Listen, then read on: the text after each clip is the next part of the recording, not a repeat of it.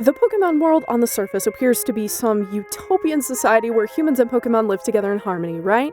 I mean, aside from all of the evil organizations and the fact that 10-year-olds are the only ones competent enough to save the world at least 9 times over up to this point. Pokemon has its own currency, the Pokemon dollar, standard throughout every region, which is pretty cool. They have public transportation to a point, cities and jobs, but is it actually functional? My name is Professor Hazel. Welcome to another video where I dive into this exact question. If you like the idea of this video, or you like me, please use Solar Beam on that like button, and to gain a proverbial rare candy, hit the subscribe button. It helps me out a lot. Every new subscriber corresponds to a Pokemon in the Dex, so let me know who you get. Without further ado, let's get into it. This video will be split into 3 parts. First, the idea of functional prerequisites, which allow society to maintain its social order, cultural anthropology, which looks at the behaviors and customs of groups of people, and finally the verdict, where I take all the above information and give my concise response. By the way, I'm not an anthropologist, so this is my best shot at it. Functional prerequisites, the basic human and Pokemon needs. These include adaptation, food, shelter, and a functioning economy to overcome the wilderness, goal attainment, which heavily relies on the government to set common goals and enact laws and resources to attain them, integration, the legal system to mediate civil and criminal disputes, and pattern maintenance, core values that should be instilled within each generation of youth, education, family, religion, etc. Pokemon society and the logistics of these do differ between each region, however, we will go as general as possible to get a wider view. First up is adaptation. The wilderness in Pokemon is a scary place. In every game, you need a Pokemon of your own in order to travel between towns. More on this later. All of this to say, any functioning society would have to overcome it. Within the Pokemon world, there is indeed money, as I previously stated. This money is standardized throughout all regions, which makes me wonder if there is a single world government. But money means goods and services, which includes an abundance of food and decent shelter. Kind of. The goods and services mean labor and... wait, does being a Pokemon trainer count as a job? You get money from it, so... I guess? We won't even talk about how little shelter there actually is in some of these towns. I think we've all seen the fact that your mom doesn't even have a bed in half these games. Or the existence of bathrooms. But the food is very nice. There must be a crazy amount of Michelin star me chefs. We've got food covered. So they have an abundance of food, decent shelter, and, an economy, I guess. Now on to the next part. Goal attainment. For this, we need a government. Pokemon has a police force, an international one at that. We do have mayors in many different towns, and honestly, that seems about it. People theorize that maybe the Elite Four in every region or the champion of any given game could be part of some governing body, and given the setup of every region and how important the gyms are, I suppose that could be a possibility, but there's no real concrete evidence. There's a chance that aside from the international police force, there is little to no government at all, which would make the Pokemon universe a stratocracy or a military state. Yikes. Junichi Masuda has been quoted as to saying, "It is the type of place, the Pokemon world, where problems we face on Earth just wouldn't happen. There wouldn't be global warming, water shortages, or anything like that. It's a world where people in it really want to work together with each other. Their value system is such where they would prefer to work together and eliminate these problems rather than feud. Maybe there isn't even the need for a government."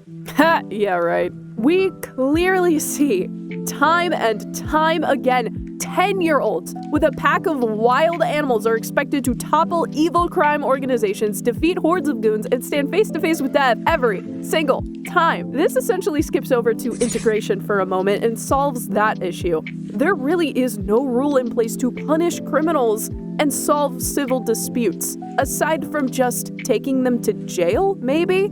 Is there even a court of law? Anyway, the point being, there is a very limited governing body, and the one we do have is wholly incompetent when it comes to gangs and organized crime vying for power. But what are the goals of this society? The limited governing body we do have seems to employ the use of Pokemon as well as normal people. So, as a Poke-focused society, the goals revolve around this fact. In order to be and do something with your life, the only real path is to be an elite trainer or a Pokemon teacher or a Pokemon breeder or a worker at the Pokemart, at least within the games. Most of the professions revolve around Pokemon themselves.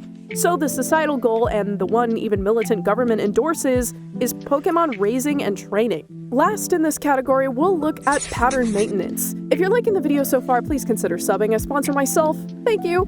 what are the patterns of Pokemon society? What are the core values that we are beholden to within the sacred confines of Arceus' will? Well, family certainly isn't that important. I'm not bashing single parents here, I too have had one, but within decades-long run, there has been one father present within these kids' lives. Norman, from Ruby and Sapphire, is the singular present father, and he's a gym leader. So his whole shtick is working with Pokemon anyway. All other Pokemon protagonist families usually have one mom and one kid.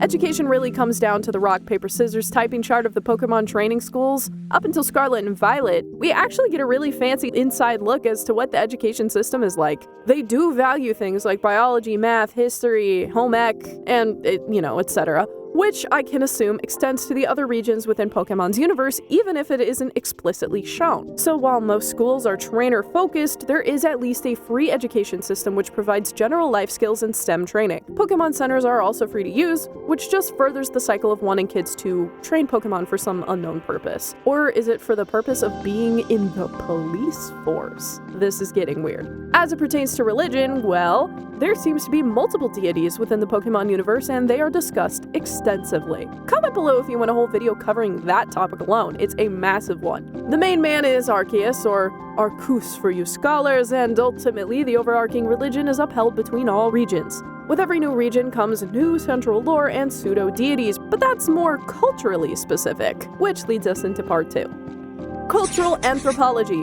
So, what are the behaviors and customs of the people in the Pokemon world? We went through all the structural stuff, but how about what makes a culture a culture? Taking this from Wikipedia, thank you Wikipedia, anthropologists have pointed out that through culture, people can adapt to their environment in non-genetic ways, so people living in different environments will often have different cultures, which makes sense, given Pokemon regions are inspired by their real-life counterparts. So, we get differences in attire, cuisine, and biomes which lead to different types of people. My favorite are the citizens of Kalos. They're just so depressed. But there's also a general type of culture that spans across all humans, and so too does this span across all or most regions. So, what is this general culture? For the purposes of this video and not to regurgitate, I will focus on morals and custom. It also includes beliefs, art, and knowledge though, and I already covered bits of this earlier. Morals and customs are the meat and potatoes of culture, in my opinion. Starting with morals and harkening back to what Junichi Masuda said, the Pokemon world seems to take most problems with a group approach. Most people are helpful and kind, willing to uplift others and help them in what they need. This seems mostly true, aside from the fact that it also seems morally acceptable to want to take over the world, considering at least a third of the people you meet on your journey are out to get you. Many people either work for criminal organizations, Team Rocket, Team Plasma, Team Magma, etc., or they're part of gangs like Team Skull or even Team Yell. There's a lot of corruption and the want to use Pokemon in evil ways to get what they want. They're still part of a group though, so I guess that still fits within his will, which includes a global drought or the end of the universe. Sure, good wins in the end, but at least to 30% of the populations in these games, evil is the way to go, which is definitely part of culture. Morally ambiguous is what I would call the Pokemon franchise, considering the Pokemon are often trapped in small capsules and used to fight until they pass out. Many Pokemon do love the art of battling themselves, but I can't be so sure all of them do. Just a little side note, when I was younger, baby Hazel if you will, if a Pokemon didn't go into my first 2 or 3 Pokeballs I threw at it, I would assume it just didn't want to be used for battle, and I would often let it go. Some Pokemon are just cut out for beauty pageants. Did anyone else do this, or am I crazy? Back to it. Morally, it is acceptable to capture wild animals and use them for your bidding, even if they are unwilling. See Ash's Charmeleon and Charizard in the earlier seasons. But it isn't all bad. You do have the helpful Pokemon professors and unaware citizens of the universe who are generally kind-hearted, if not a little weird. Culturally speaking, the customs of the Pokemon world are also dependent on region, but in general and across most regions, it is as follows.